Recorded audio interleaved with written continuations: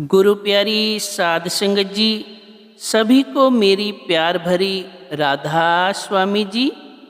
गुरु प्यारी साध संगत जी, हमारा ये जीवन बड़ा ही अनमोल है।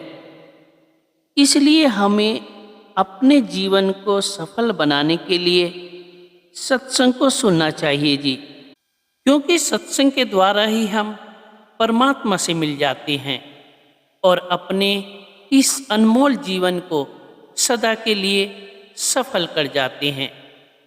तो सुनते हैं ध्यान लगाकर प्रेम प्यार के साथ आज का ये सत्संग। सत्संग के वचन वाणी स्वामी जी महाराज। भजन कर मगन रहो मन में,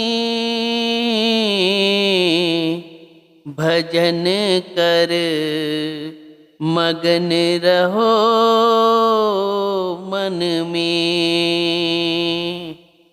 यह तो सारे मजहब कह रहे हैं कि जब शांति आती है, जब पर्दा खुलता है, जब परमेश्वर मिलता है तो भजन करने से ही। और भजन सारी दुनिया के लिए एक ही है, चाहे हिंदू होकर अंदर जाओ, चाहे मुसलमान होकर जाओ, सिख होकर जाओ, ईसाई होकर जाओ। मतलब यह है कि जो कुछ चीज़ है आदमी के अंदर है, बाहर तो ईंट पत्थर पानी और कागज है। ईश्वर परमेश्वर ब्रह्म पार ब्रह्म खुद खुदा इंसान के अंदर है। करोड़ों देश, करोड़ों पहाड़, करोड़ों खुशियाँ, करोड़ों शांतियाँ तुम्हारे अंदर है। जब तक किसी महात्मा से राह लेकर रूहानी मंडलों पर ना जाओ, तब तक शांति नहीं आती। इस संसार में ना शांति हुई है ना होगी। शांति आपके अंदर है। स्वामी जी महाराज कहते हैं कि तुम भजन करके शांति में आ जाओ, ताकि तुम्हारा मन मगन हो जाए। जो जो चोर भजन के प्राणी,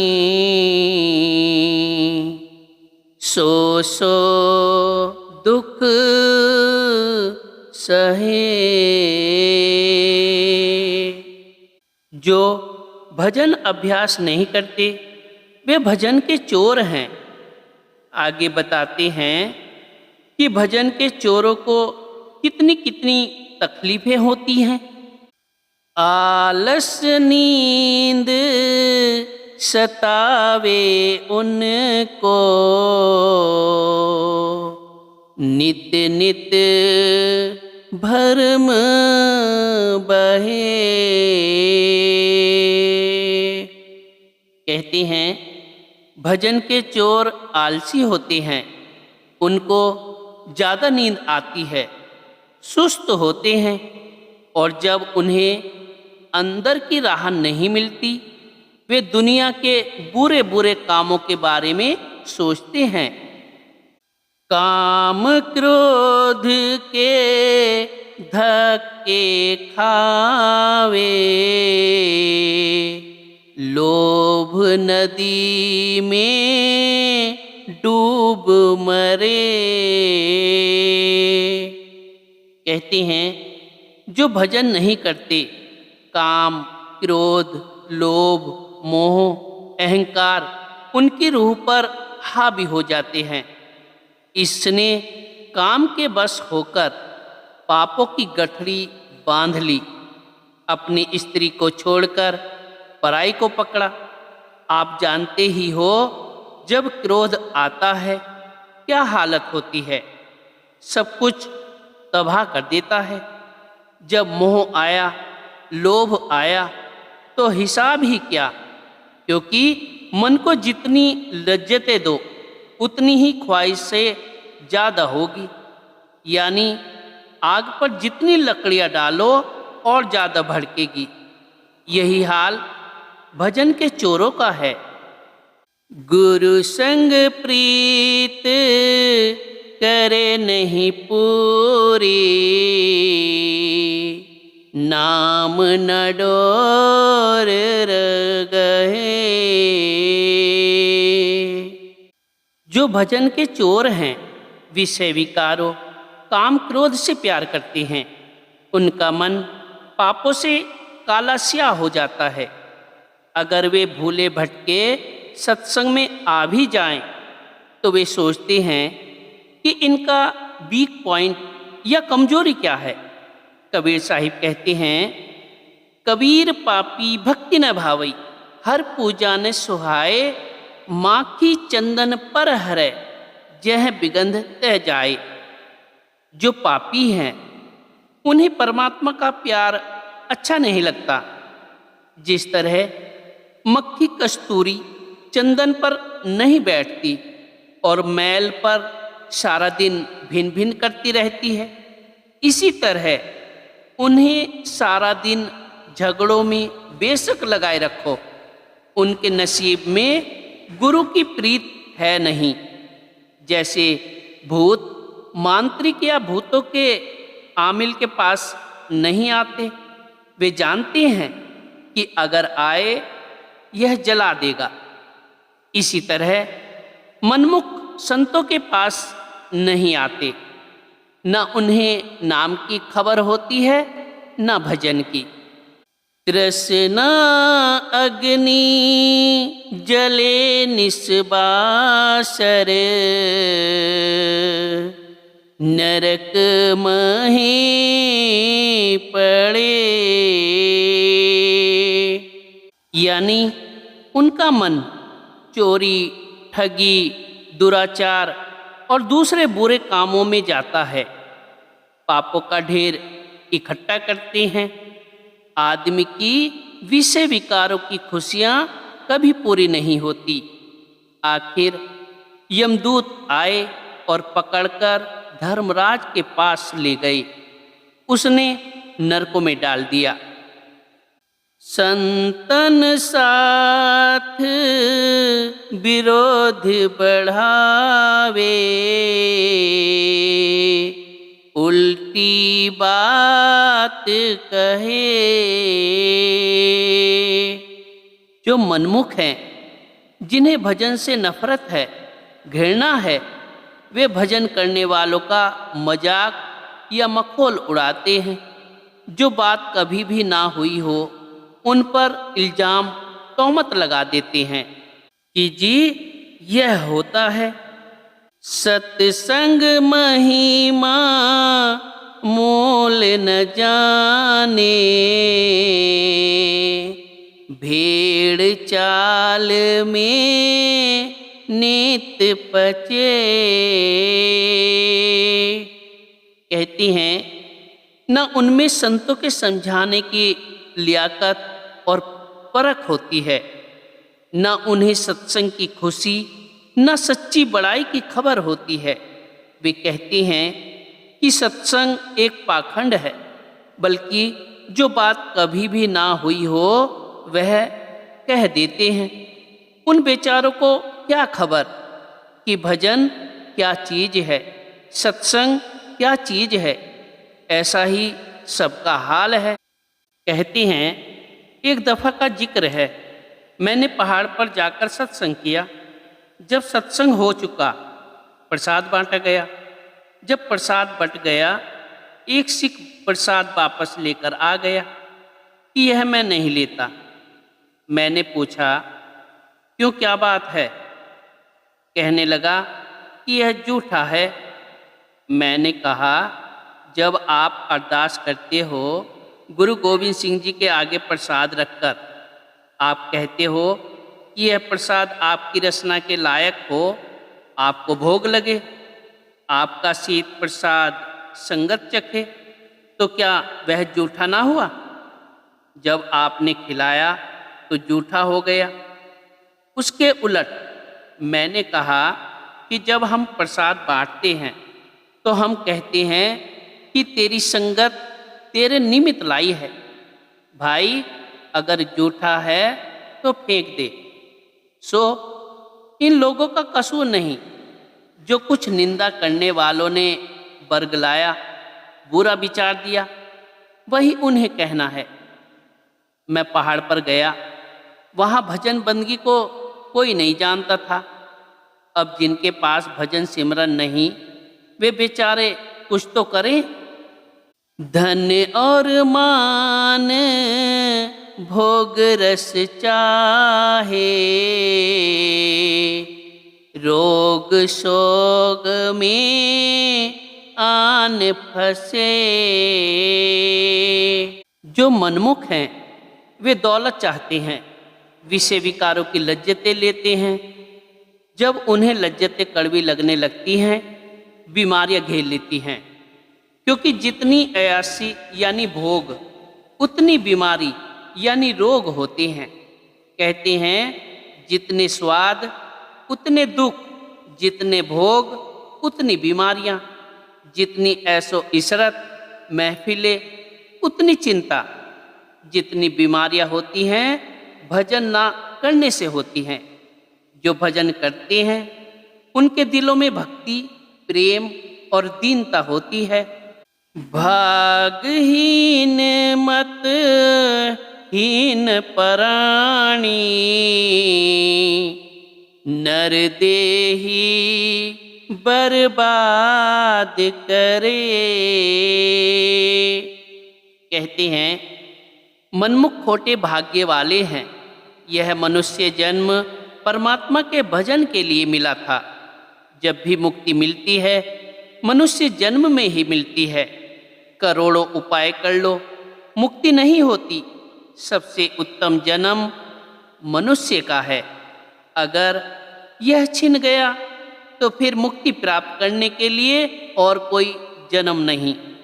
गुरु अर्जुन देव जी कहते हैं कि मनुष्य जन्म पाकर जिसे गुरु नहीं मिला, सत्संग नहीं मिला, उसका जन्म भ्रष्ट है।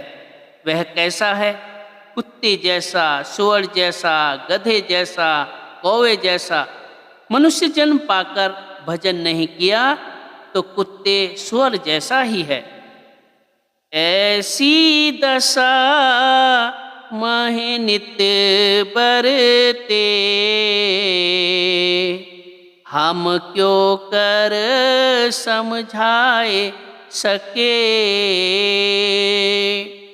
साधु गुरु का कहना माने, मन मत अपनी ठान ठने। न वे संतों के पास आते हैं, न उन्हें किसी गुरु की जरूरत है। मनमत में पड़े हुए हैं। कहते हैं यह जग मिठा अगला किंडिठा। वे कहते हैं कि अगली दुनिया किसने देखी है। मन के कहे लगकर सुतुर बेमुहार यानी बेकाबू हो गए हैं। खर के कर सम वे नर जानो, बिरथा उदर भरे। जिस तरह कुत्ते बिल्ले पेट भरकर चले गए, वैसे ही वे भी चले गए। क्या कहते हैं गिरिधर जी? बैल भूल विधि न रचे, लगा दी दाढ़ी मूछ। अकल वही हैवान की, बिना सींग बिन पूछ। बिना सींग बिन पूछ और तो पशु की रहनी। भे मैथन आहार पुन निंद्रा सुन्नी और कहनी। कहे गिरिधर कबीराए चले नहीं शुद्धि गैल। खाल आदमी की लेकर पहरी है तो बैल।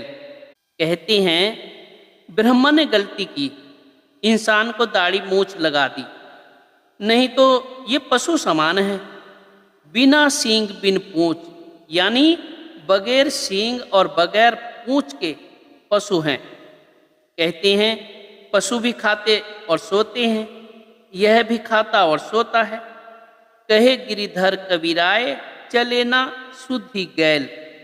खाल आदमी की लेकर पहरी है तो बैल। बाहर से तो शुद्ध बना हुआ है, अंदर वृत्ति पशुओं जैसी है। जमपुर जाए बहुत पछतावे,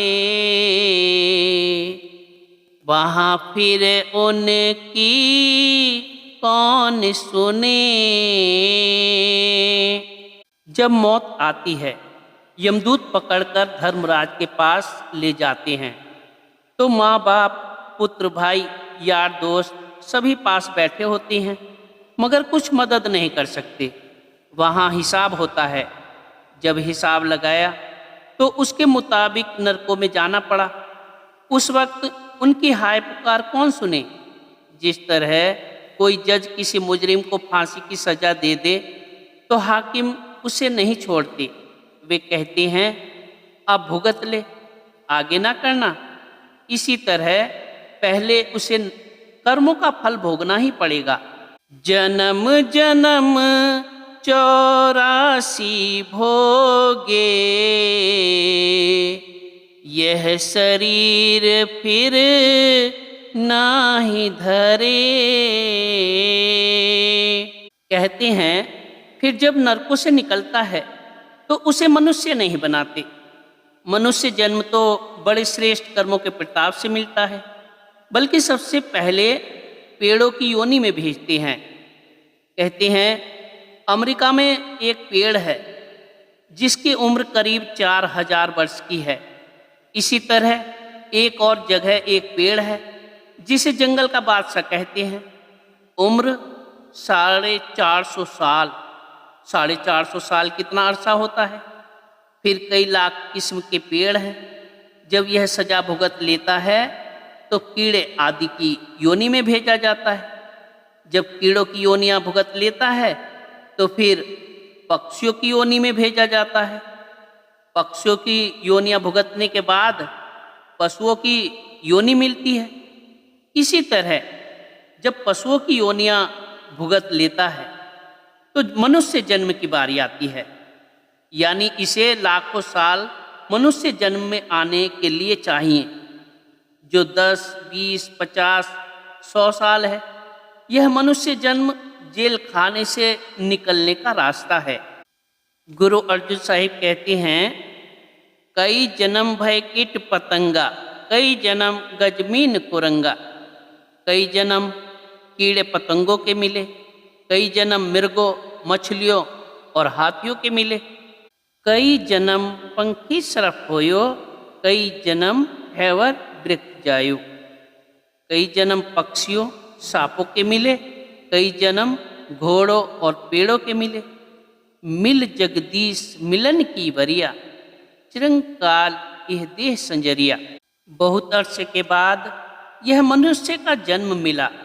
अब जन्म मरण खत्म करके इस जेल खाने से पार हो जाने का मौका है, लेकिन हमारे कानों पर जूं तक नहीं रेंगती। हम कहते हैं हमसे कोई पूछेगा ही नहीं, हमें कोई हिसाब ही नहीं देना। दुर्लभ देह मिली यह अवसर, ऐसा कर जो बात बने। सतगुरु शरण पकड़ ले अब के, तो सब काज सरे। कहते हैं जा किसी ऐसे महात्मा के पास जो अंदर जाता हो, भजन सिमरन करता हो, उसकी पनाह ले, ताकि वह सीधा रास्ता बताए, तेरा जन्म मरण खत्म हो जाए।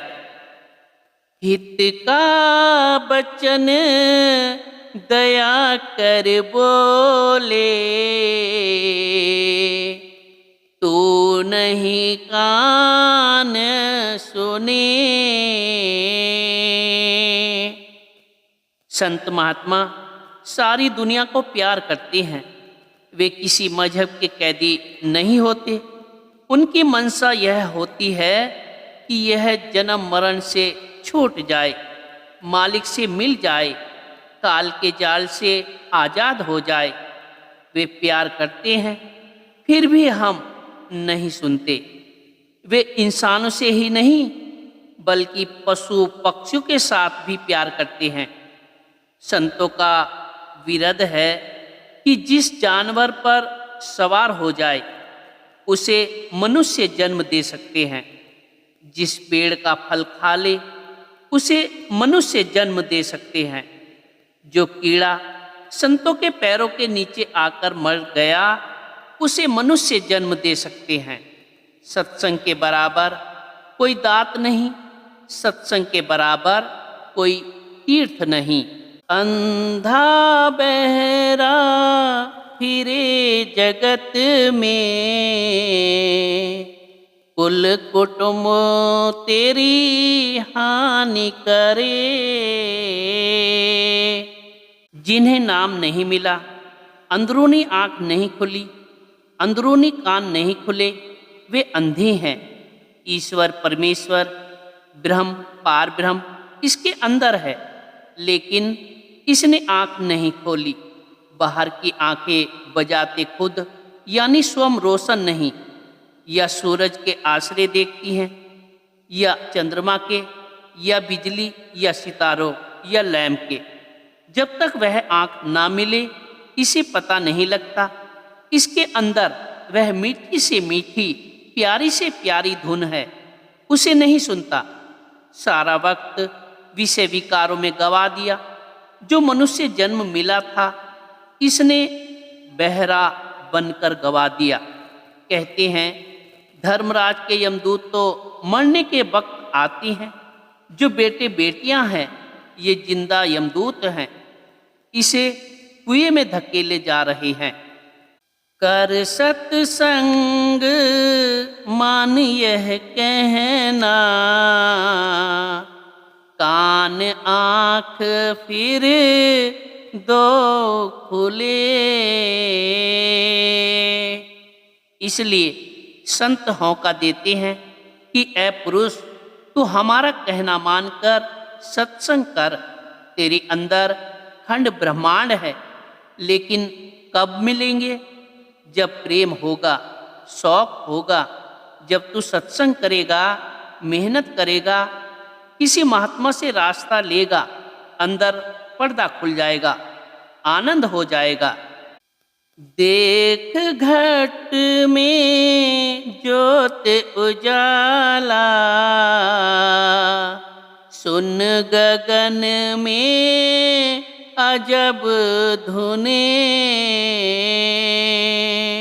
जब तू आंखों से ऊपर चढ़े, करोड़ों खंड ब्रह्मांड, करोड़ों दरिया पहाड़ तेरे अंदर हैं। इसके अंदर मीठी से मीठी सुरीली रागनियाँ हो रही हैं। अगर उन्हें सुने तो मन काबू में आ जाता है। सबके अंदर आरती हो रही है, कभी बंद नहीं होती। तुम सो जाओ, वह तो नहीं सोती। स्वामी जी महाराज फरमाते हैं कि मैं जिस वक्त अंदर आवाज़ को सुनता हूँ, मुझे काबा और बुतखाना दोनों भूल जाते हैं। वह ऐसी सुरीली रागनी है। सुन जाए तिरवैणी नहावे, हीरे मोती लाल चुने। जिस तीर्थ पर मुक्ति मिलती है, जिस तीर्थ पर जन्म जन्म के पाप उतर जाते हैं, जिसे अमृतसर या मानसरोवर कहते हैं, जिसे त्रिवेणी या प्रयाग कहते हैं, वह अंदर है। यह इलाहाबाद की त्रिवेणी नहीं। वहाँ तीनों शरीर, स्थूल सूक्ष्म कारण, तीनों गुण, मन माया, 25 प्रकृतियाँ, सारे गिलाफ उतार कर रूह यानी आत्मा नंगी हो जाती है। वहाँ इसकी अपनी रोशनी 12 सूरज की है। तब यह कहती है कि मैं आत्मा हूँ। गुरु नानक साहिब कहते हैं कि ऐ पुरुष, सच्चा अमृतसर तेरे अंदर है। कबीर साहिब भी होंका देते हैं कि सच्चा अमृतसर तेरे अंदर है, मगर हम संतों की बात ही नहीं सुनते। अगर सुनते हैं तो विचार नहीं करते।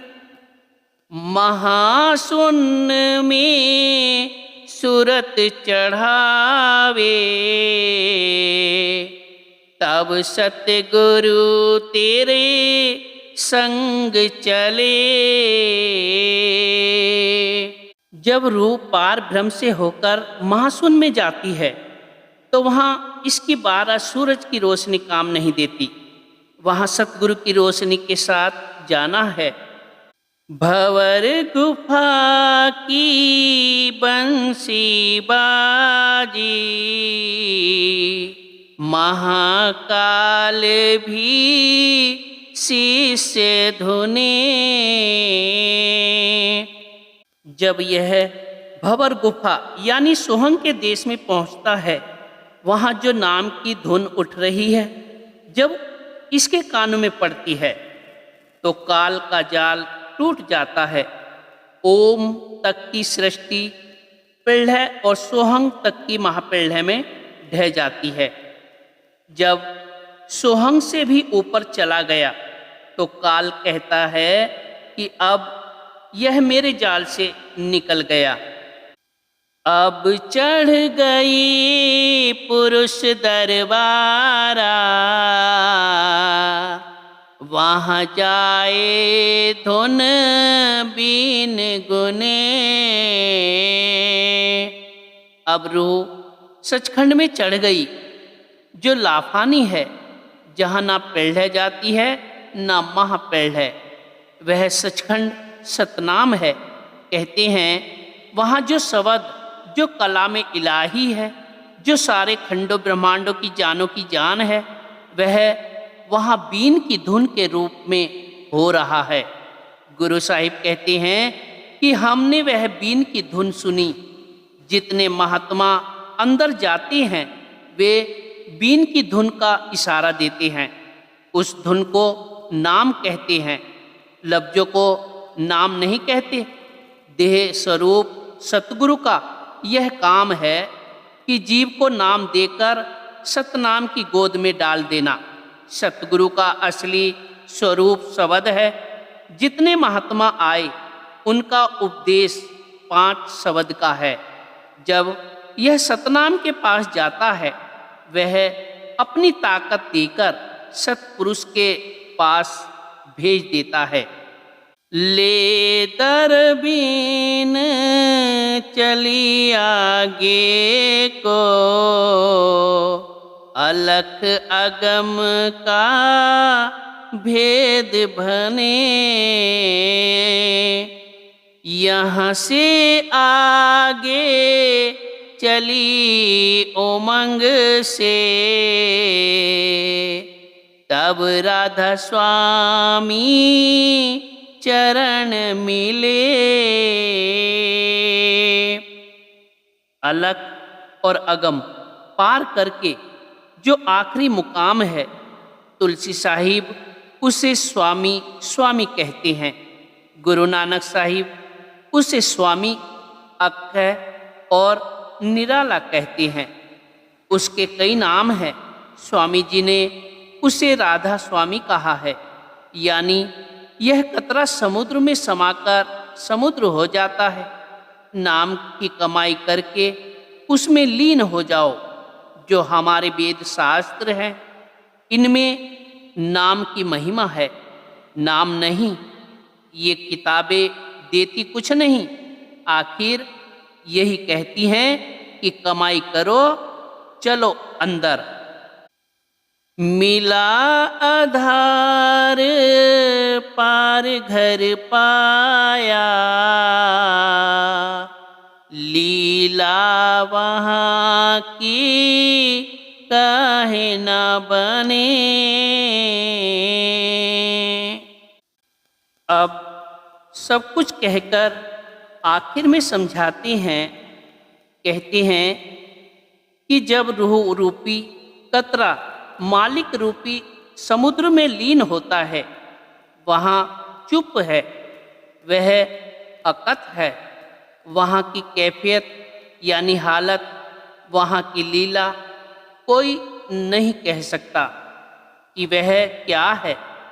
अब यह संतों का रास्ता है। जितने कामिल फकीर पूरे महात्मा हुए हैं इसी रास्ते से गए हैं। दादू जी, पलटू जी, स्वामी जी, मदन दास जी, सबका रास्ता एक ही है।